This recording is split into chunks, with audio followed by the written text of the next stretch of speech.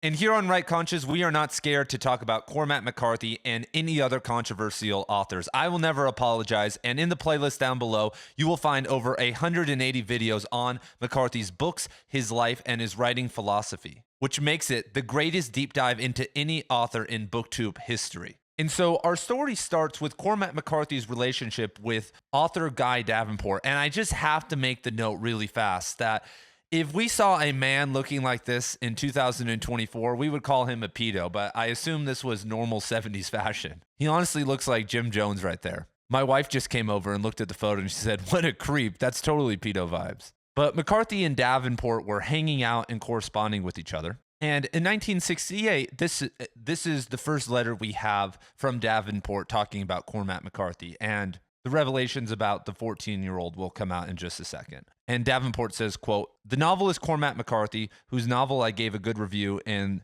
the New York Times book review in that novelist Outer Dark, came to see me yesterday, brought me by the vulgarest blowhard outside a Tammany wardroom, and attended by the owner of the local newspaper. McCarthy himself is a sweet chap, sensitive and quiet, holding a permanent wince in the presence of the vulgarian, a family friend, I gather, and the silent, respectful newspaper magnate whose presence was never explained to me." And so their relationship dates back to 1968. But the next letter we get from Davenport is 1974. And this is where the history is murky. And this is where I need to explain to you, to some of you guys, some much needed context that no one else has talked about online. And so in 1974, Cormac McCarthy decides to leave his second wife, Annie Delisle, but they don't break up. And their divorce and separation wasn't permanent. Cormac said that he needed to go out west to research blood meridian, and he had no money at that point. And so he moved to Tucson, Arizona, which is notoriously cheap even in 2024, and was bouncing around motels where he met Augusta Britt.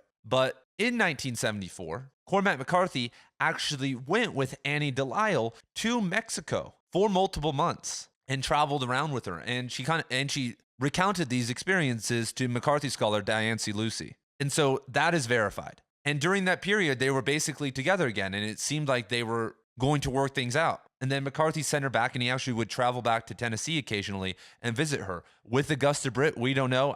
The timeline is very murky. But also in 1974, Davenport sends this letter talking about McCarthy editing his book. Cormac McCarthy, the Gothic novelist of Sevier County, Tennessee, has begun sending back his Xerox copy of Tatlin, page by page, with the socks of my prose pulled up. He is right most of the time, but he has made me feel so unsure of my ability to even write a simple English sentence that I've had dark and despairing thoughts of withdrawing the manuscript altogether. Which is so funny that McCarthy, who is a much better writer than Davenport in every single way, is just trashing him in the edits. But McCarthy goes missing suddenly, and Davenport's like, "I need help with these edits," and then he says, and this is the big one, this is the big reveal, Cormac McCarthy has just run off to Mexico with a teenage Popsy, abandoning a beautiful British ballerina of a wife.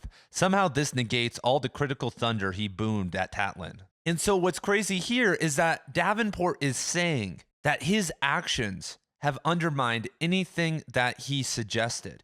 And so an egregious act must have been taking place. And so if we look at Augusta Britt's birth year, in 1974, she would have been 14 years old, everyone. And so now we have a whole mess of a situation because there are three options. It's either Guy Davenport is just totally wrong and somehow he's totally right, and that's impossible. Second, Britt was actually 14. Or third, this was another girl, another teenage girl that he had taken to Mexico 2 years prior to when Britt said it had happened. And so, my God, everyone, I already knew this quote existed. This quote has been floating around for years now. And how Vanity Fair, Britt, and whoever the fuck wrote that piece didn't know that this was out there and their timeline would be thrown into question is beyond me. And this makes this whole enterprise sound like a money grab. She is involved in the will. She is involved with this book that's going to be sold. And her being 14 years old instead of 17 years old, which makes it sound slightly more romantic, she's right on the edge of being underage, suddenly throws this whole thing into question. And she can't make money from that. She's now a victim, which she already was. But there have been a lot of people defending and arguing the ethics and the morality and everything else surrounding, having sex with the 17-year-old. But we're seeing that he's going to Mexico with a 14-year-old, and we know on that trip is when they, had sex together. And so in the original story, we know that they had corresponded for a year and then went to Mexico and had sex. So did Cormac McCarthy start corresponding with her when she was 13 years old and grooming her? So now, like I said, this throws everything into question. And even the other option that this is another teenage girl just makes it seem like the whole idea that she was his secret muse, it makes it seem really fucking dumb, because both of those things can't be true at once unless he just needs a harem of girls like Carlos Castaneda or something to, write Blood Meridian, which would be the most Blood Meridian thing ever. Like, let's be honest, you guys. The guy who wrote Blood Meridian having a harem of 14-year-old runaways actually doesn't sound too improbable. And the actual definition of a pedophile is, liking girls or boys under 13 or under. And so, like I said, if he was engaging with her in letters at the age of 13, then that's fucking terrible, you guys. Like, I taught a year of middle school English, and 13-year-old girls and boys are 100% unconscious. I mean, I'm just going to say it. Love them to death. They are fun to be around and have cool insights, and it's cool to see them kind of realize certain things. Like, I had a student who came from like a rough background, and his parents never read to him, and he didn't start school until super late.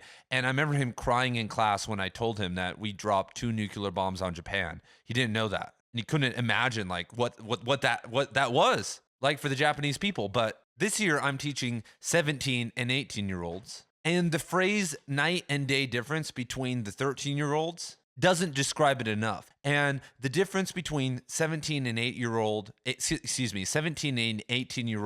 girls to 21-year-old girls is night and day. And so now we need a response. And so, Augusta Britt, I am the king of Cormac McCarthy content creators.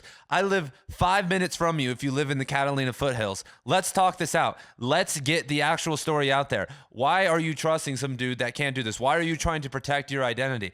I don't care what happened. Let's talk about it. Get the story out there, sell your book, and shit, man. Cormac bought you an Escalade. You live in the Catalina foothills, which is the best part of Tucson. It's better to have the truth out there than fabricating stories and trying to wiggle out of stuff. And if Guy Davenport is wrong, then let's say that he's wrong. Make the statement. I don't know what's happening, but everything is not lining up. That entire story, as I read it, as someone who's read every piece of Cormac McCarthy secondary literature, I had the bullshit meter going off the entire time. And I don't doubt that there was a relationship, because there was. But if you and Vincent want to sit down with me and do a podcast, I will let you guys talk. I have a way bigger platform in terms of Cormac McCarthy than anybody else. So boom, there's my offer. I will send Vincent an email. I know he knows who I am because he's commented on my stuff before. So boom. Let the scholarship continue, everybody. I will see you guys in the next Cormac McCarthy video. I have a ton of stuff to talk about now because of this stuff, so stay tuned,